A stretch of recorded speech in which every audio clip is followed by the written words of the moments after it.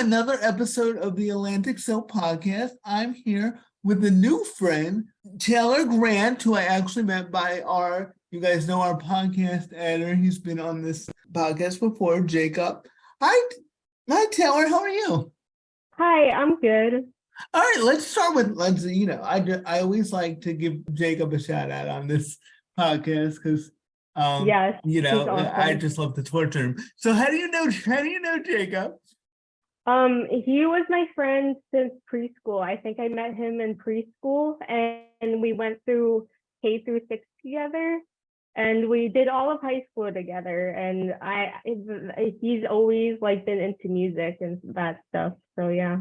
Yeah, I always joke that Jacob is way cooler than I am. It's true because he knows all the music and He all does, the cool yeah. stuff that I don't know. But so tell us about, we were just talking before the interview in our little pre-interview. What is your disability? Well, I have two actually. I have a learning disability and I have a physical disability. I have mild cerebral palsy that's only on my left side, and then I also have auditory processing, which affects like just my time and my processing. Awesome. And if people don't know, I have mild cerebral palsy too on my left side, so we connected about Yes. that. So let's talk about this. How has having cerebral palsy it's nice to talk to somebody with cerebral palsy because I can ask them these questions. How has having cerebral palsy affected your life? How's the journey been with CP? It's been a good journey. I'm pretty happy that I have CP and lived my life with CP, but at times it can be difficult because literally only one half of my body wants to work. Like we know, I say to people all the time, I only have one hand. Like you guys have two hands. I may look like I have two hands, but I have only had one hand. Yes, that's a good way to put it. And sometimes your hand does some wild things. Sometimes it does things that you can't, like, it just reacts.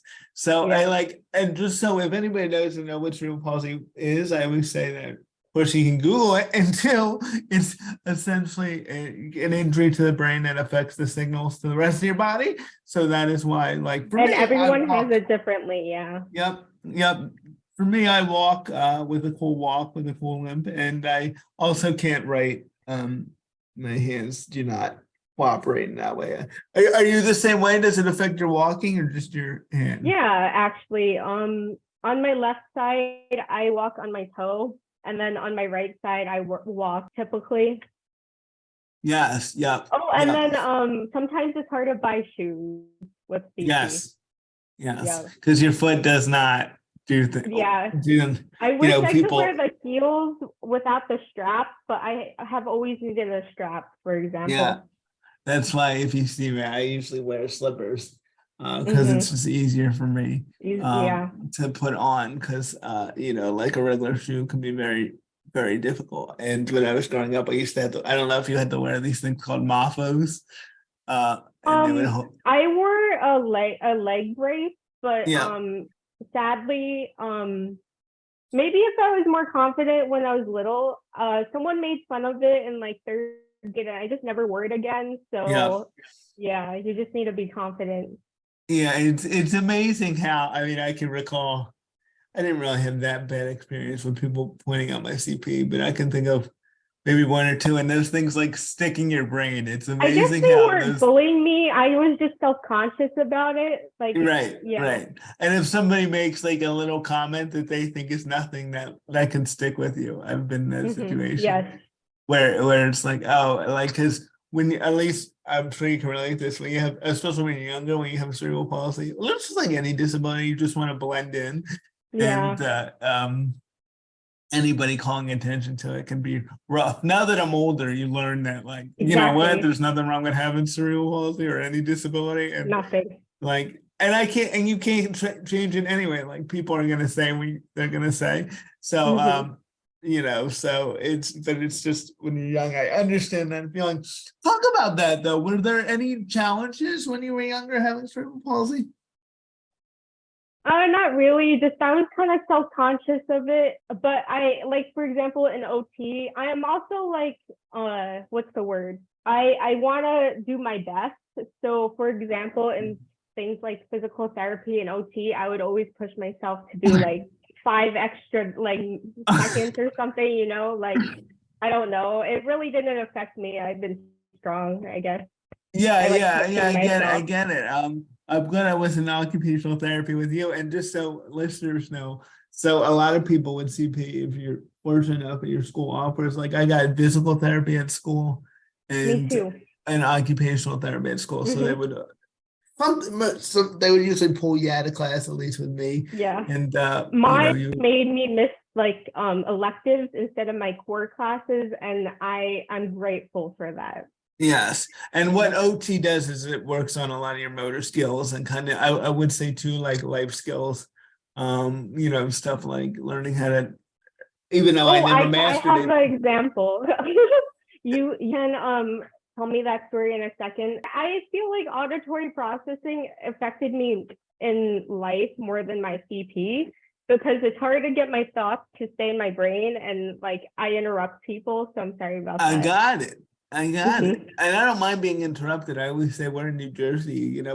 We listen to like I live in New Jersey anyway. Like we listen to the Me first too. four words of the Where are you sentence and too? then cut the person off. So Mhm. so it doesn't affect me. Okay. So Note I was talking taken. about how OT, one of the things people do is like learn is like I remember them constantly trying to teach me how to tie my shoes or to do buttons on the shirt. Like I Yeah, remember those things. Yeah. I didn't wear jeans for the longest time actually because it was hard for me to do the button as well. Yes. Hmm. Buttons and CP are like they don't go together. It's like No. one of our nemesises.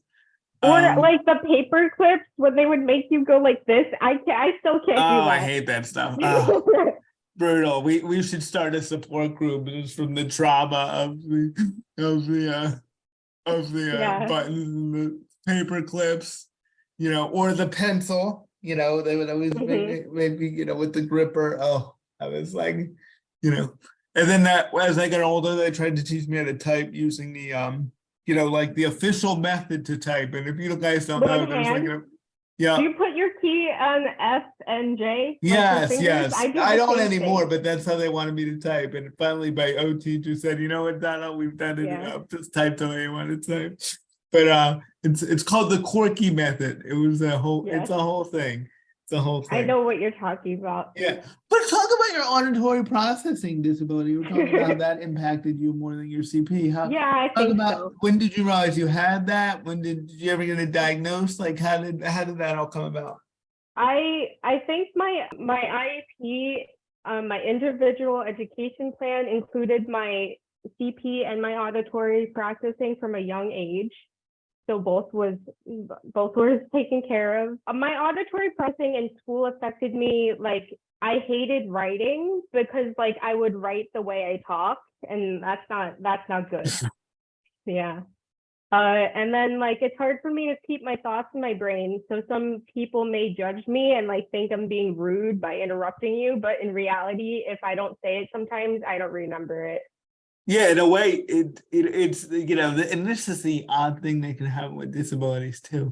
In a way, you're being polite because you want to continue the conversation, but Yes. it comes off because of like our normal social cue. And then when I was little, I felt like I didn't understand it. As I get older and have more conversations with people, I'm like, oh, this is auditory processing. Yes, yes, yep, and that's the beauty of like learning about this stuff, and that's why a lot of the things we talk about at the center and on the podcast about destigmatizing disability. Because, like, if you knew this when you were younger, it probably would have made you feel better. And if more Yeah. people knew this, it's like, oh, because once people understand, most sensible people will go, oh, now it makes sense to me. But Yeah. it's when people don't know, like you're like, I don't know why people are annoyed, and people are like, I don't know why she's doing this. I'm a So big person on activist rights for like disabilities as well. Anytime I can write a paper, do a project on disabilities, I will, because like there needs to be more accommodations in this world and more like understanding of I agree. everybody. So talk about that. I love that because at the center we are all about advocacy for people with disabilities. So talk about kind of how you got involved in that and what sparked your interest in advocating for people. I think growing up sparked my interest in advocacy work because I being in special education classes, I grew up around people with disabilities. And then to me, to learn that CP is like a level, like you can have it different ways.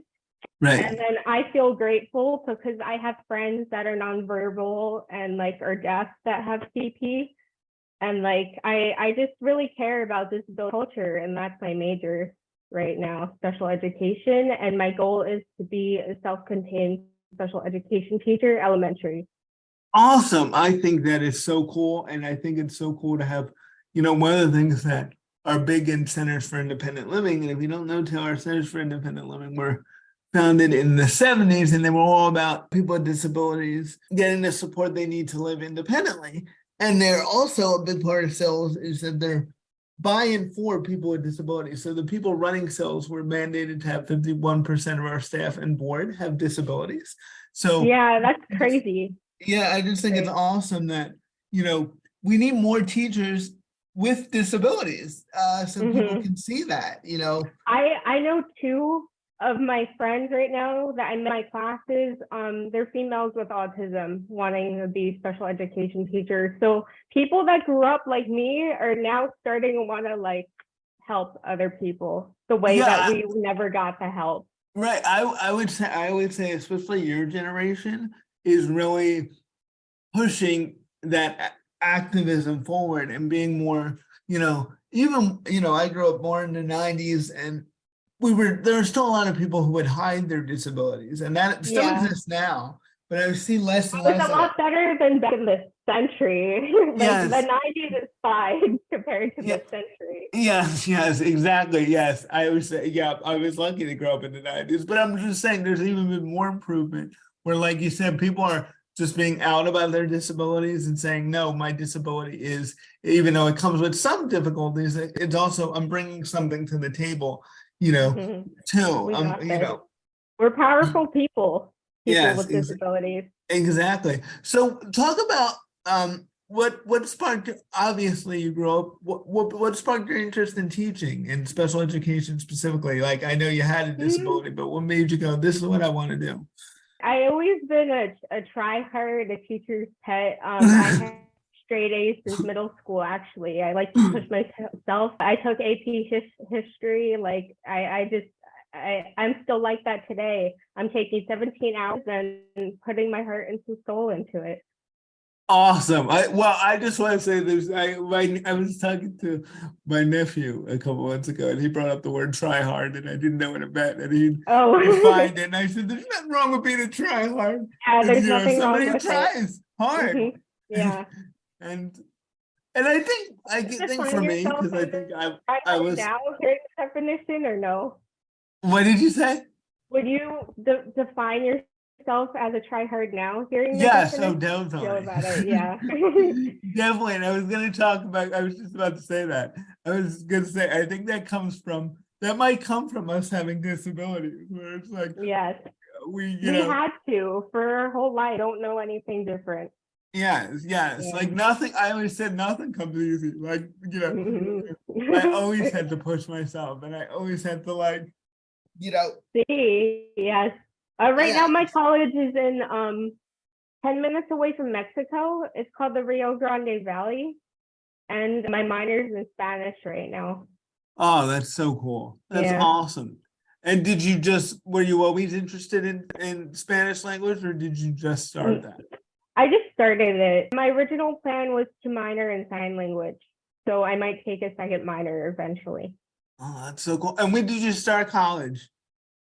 2019. I took a year off for in-state tuition purposes because I'm from Jersey as well. Like, I met Jacob in high school. Yep. Jersey's where I started cosplaying, actually. I wrote that. Awesome. That's great. Talk about cosplay too, because my sister actually does a lot of cosplay as well. So I am familiar with it. But if people in the audience don't know, tell them about it.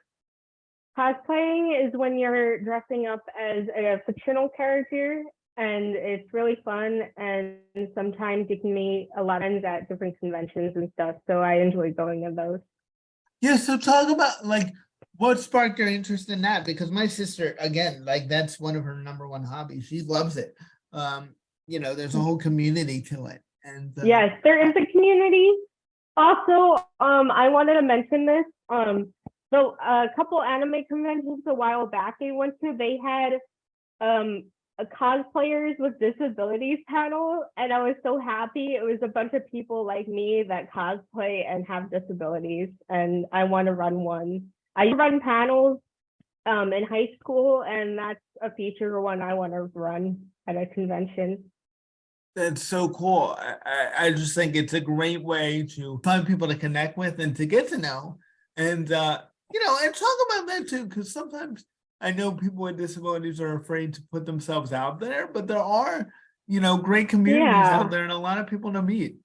I would love to talk about that. I think about that often, and that's why I like to do advocacy work, and that's why I'm also so outspoken and like to talk to anyone, because I feel like some people with disabilities, or like even me when I was growing up when I was little, I wasn't confident. Now I want to be confident as a person with disabilities to show people with disabilities, like, you can do this. Like, I have 6 tattoos. Like, people look at me all the time now, but I'm used to getting looked at. Like, I walk funny, like, right. I don't really care anymore. Right, and that's a great attitude to have.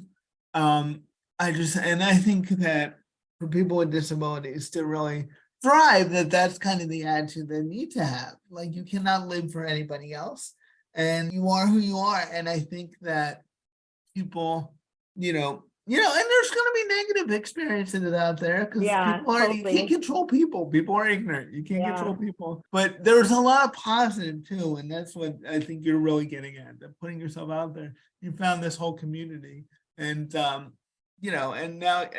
there are panels with people with disabilities, and that's one of the beauties of today's world of like social media and stuff. Like, it used to be back in the day when you felt like you were the only person with a disability because you might be the only person with CP that you know in your small town.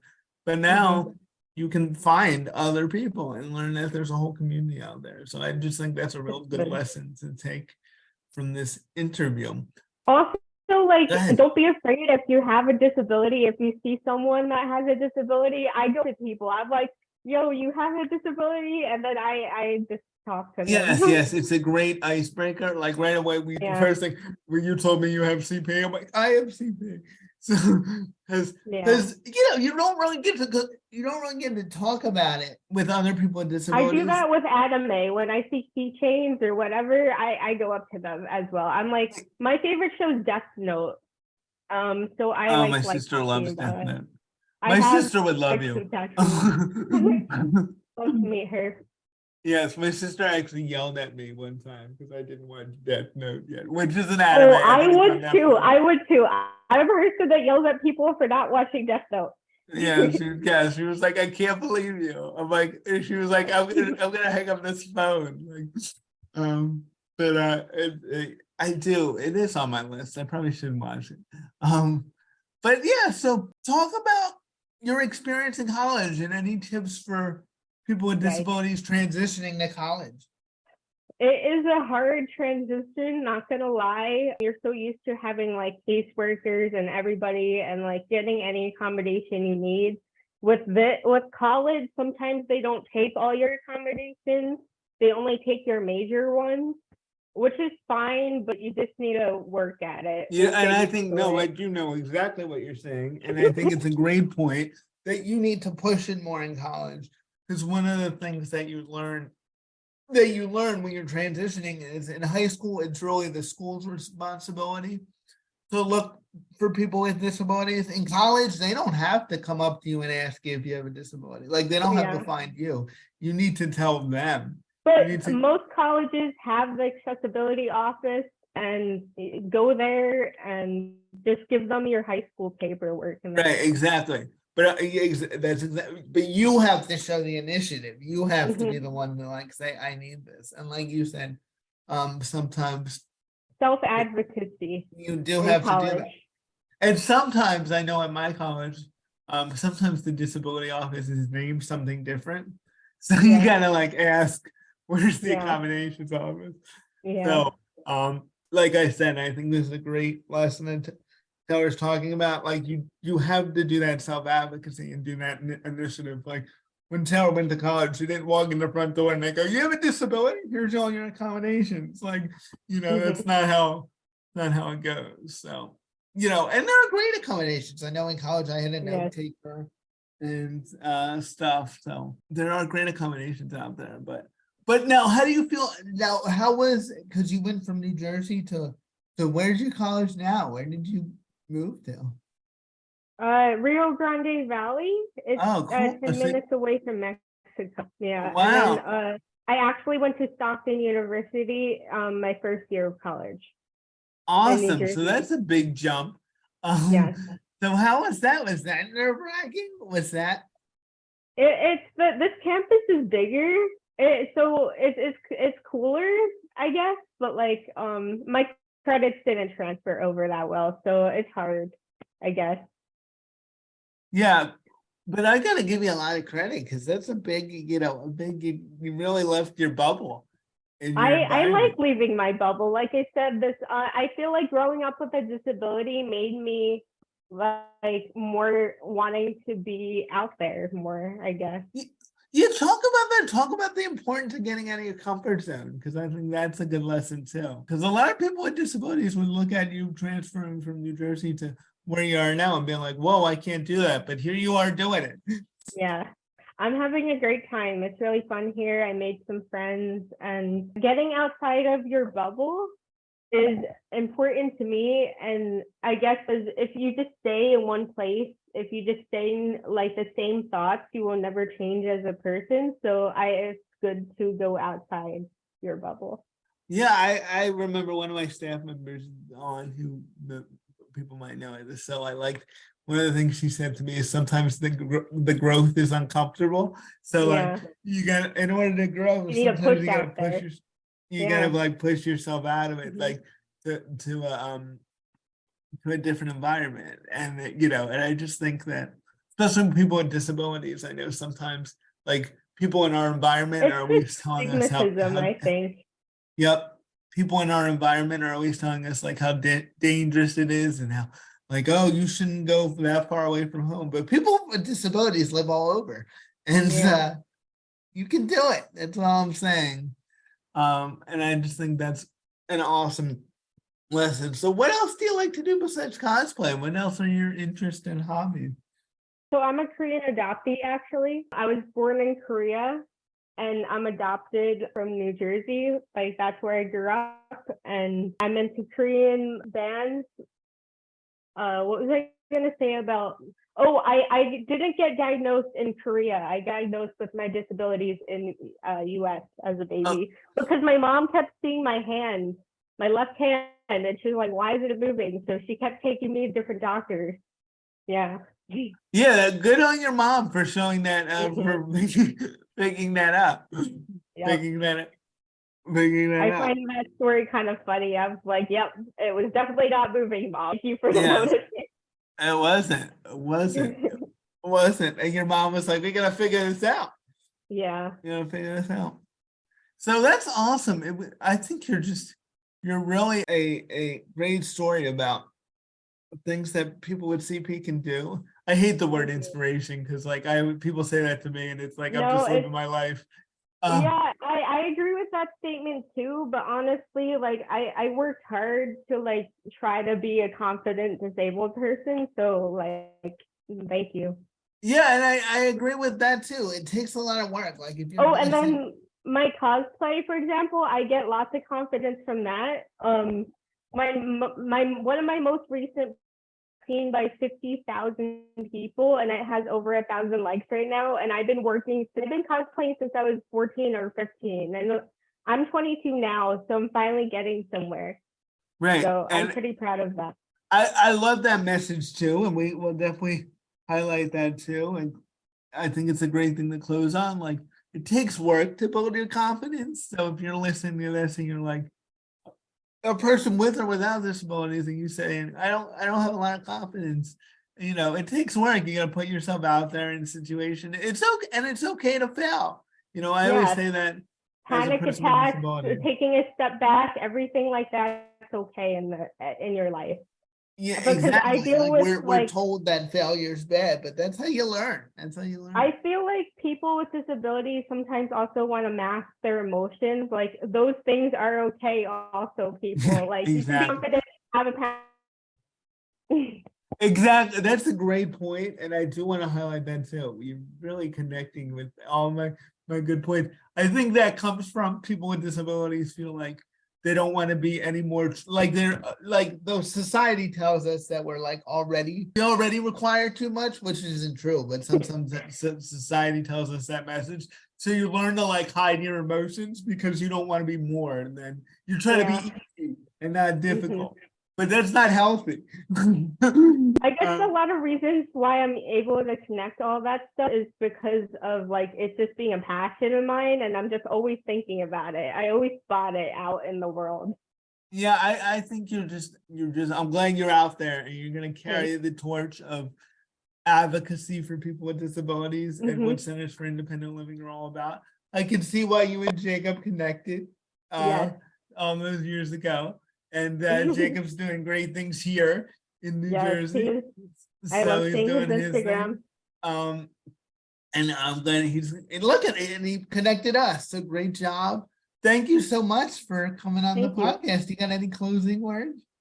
I just wanted to shout out like my stuff as well. My cosplayer page is Tay Cos, TayCos, and you can find me there, and you can see me being your waifu. That's all. Yep, and we will put your information. I'll have Jacob put your all your stuff in the description of the podcast as well. Thank you so much, Taylor. Thank you. Have a good weekend. Bye.